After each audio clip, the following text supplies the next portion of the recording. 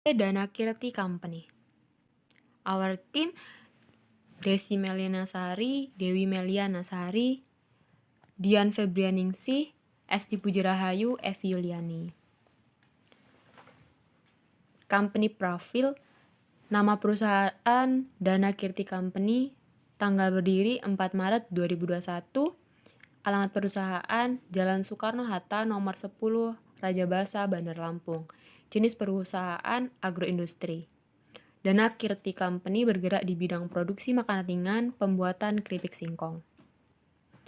Inventaris bidang pekerjaan yang dibutuhkan. Yang pertama, direktur perusahaan.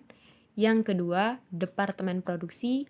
Dalam departemen ini dibutuhkan pertama, manajer produksi, supervisor produksi, supervisor pengadaan barang, staf produksi, dan staf pengadaan barang.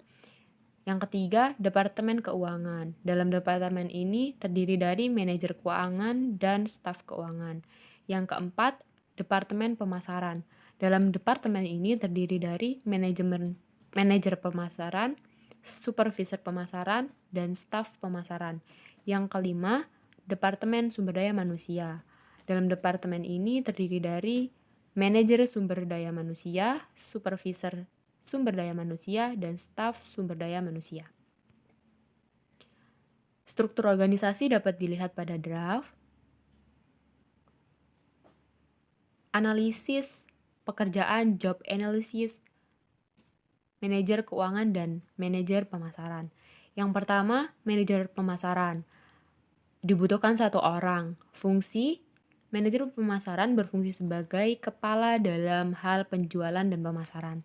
Tugas-tugasnya, yang pertama melakukan pembagian dalam tugas sales, merencanakan aktivitas promosi, memberikan target dan menyusun penjualan dan pemasaran, bertanggung jawab terhadap pencapaian target bulanan, membuat dan merencanakan ide-ide yang kreatif untuk promosi, membuat dan memberikan laporan kepada direktur utama, menjalin hubungan baik dengan pihak yang bekerjasama dengan perusahaan.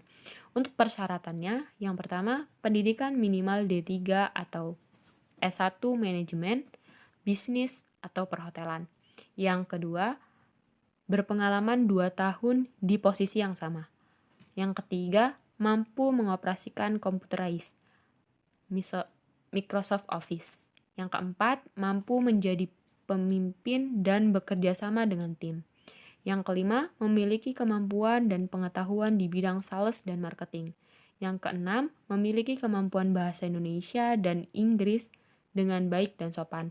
Dapat berkomunikasi dengan baik dengan seluruh karyawan, aktif dan kreatif dalam sosial media, bertanggung jawab, ramah, jujur, dan sopan.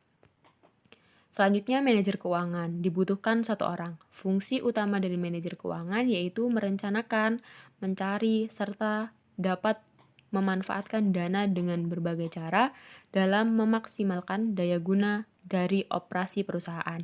Tugas-tugasnya yang pertama, membantu perencanaan bisnis dan mengambil keputusan dengan cara memberikan masukan tentang keuangan kepada direksi dan manajer lain. Yang kedua, bekerja sama dengan manajer lainnya untuk merencanakan perencanaan umum keuangan perusahaan.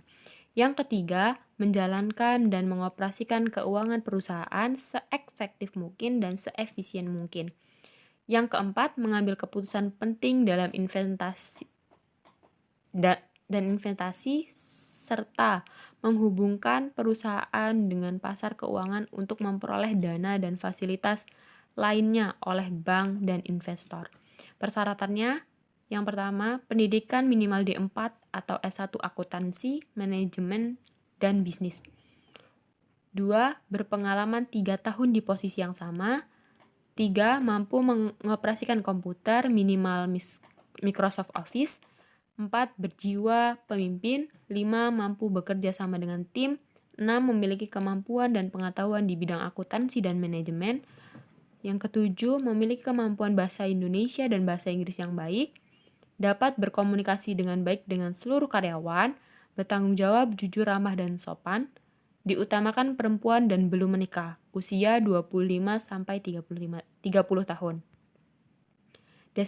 Deskripsi pekerjaan, job description, Manajer pemasaran dan manajer keuangan. Manajer pemasaran, Departemen Pemasaran.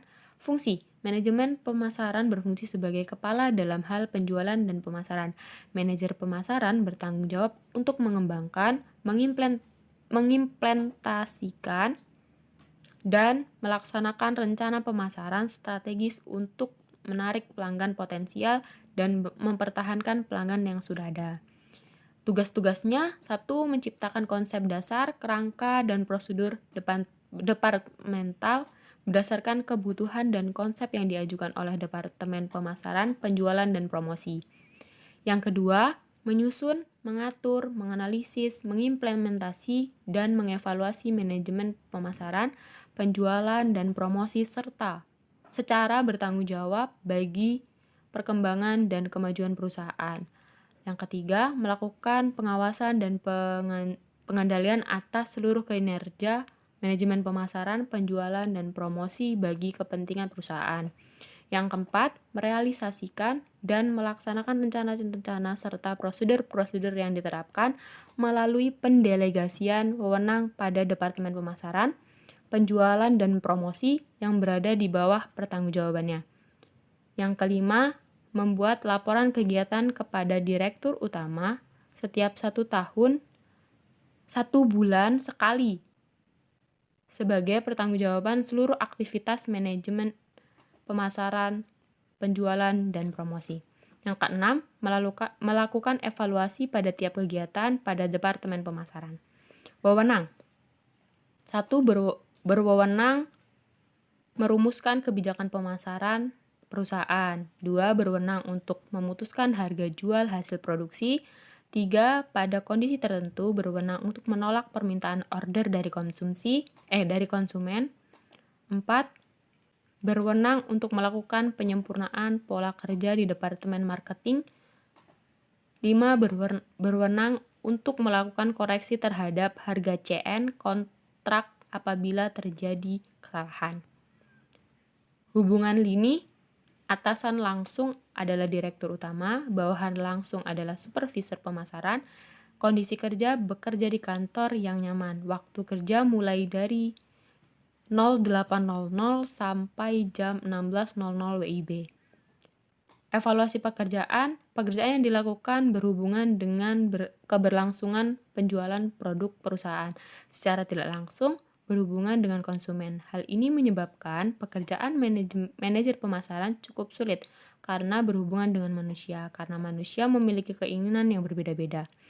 Apabila produk yang dihasilkan tidak sesuai dengan keinginan konsumen, maka tingkat kepuasan konsumen akan menurun.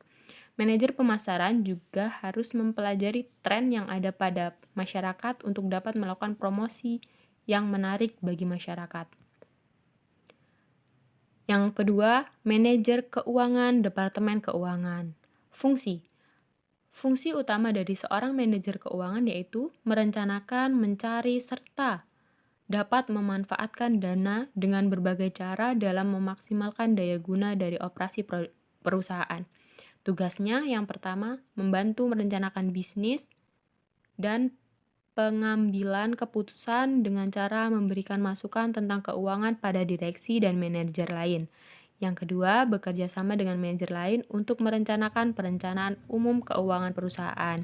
Yang ketiga, menjalankan dan mengoperasikan keuangan perusahaan seefektif dan seefisien mungkin. Yang keempat, mengambil keputusan penting dalam investasi serta menghubungkan perusahaan dengan pasar keuangan yang memperoleh dana dan fasilitas lainnya oleh bank dan investor.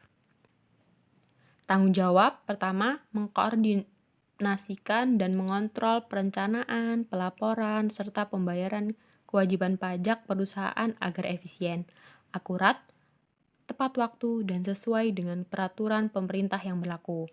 Yang kedua, merencanakan dan mengkoordinasikan penyusunan anggaran perusahaan, serta mengontrol penggunaan anggaran tersebut untuk memastikan penggunaan dana secara efektif dan efisien dalam menunjang kegiatan operasional perusahaan. Yang ketiga, mengelola fungsi akuntansi dan proses data dan informasi keuangan untuk menghasilkan laporan keuangan yang dibutuhkan perusahaan secara akurat. Yang keempat, merencanakan dan mengkoordinasikan pengembangan sistem serta produser, keuangan, dan akuntansi. Selain itu, juga mengontrol pelaksanaannya untuk memastikan semua proses dan transaksi keuangan berjalan dengan tertib dan teratur. Yang kelima, merencanakan dan mengkonsolidasikan perpajakan seluruh perusahaan untuk memastikan efisiensi, biaya, dan kepatuhan terhadap peraturan perpajakan. Yang keenam, merencanakan, mengkoordinasi, dan mengontrol arus kas perusahaan, cash flow, terutama pengelolaan piutang dan utang, sehingga hal ini dapat memastikan ketersediaan dana untuk operasional perusahaan dan kondisi keuangan dapat tetap stabil. Wewenang yang pertama, memberi saran, nasihat, dan memberikan penilaian terhadap kinerja bawahannya. Yang kedua, memberikan sanksi terhadap kesalahan dan pelanggaran bawahannya. Yang ketiga, meminta nasihat, petunjuk, dan bimbingan dari atasannya. Hubungan lini, atasan langsung direktur utama, bawahan langsung supervisor pemasaran, kondisi kerja, bekerja di kantor yang nyaman, waktu kerja mulai jam 08.00 sampai jam 16.00 WIB. Evaluasi pekerjaan yang dilakukan manajer keuangan berhubungan dengan keberlangsungan ekonomi perusahaan.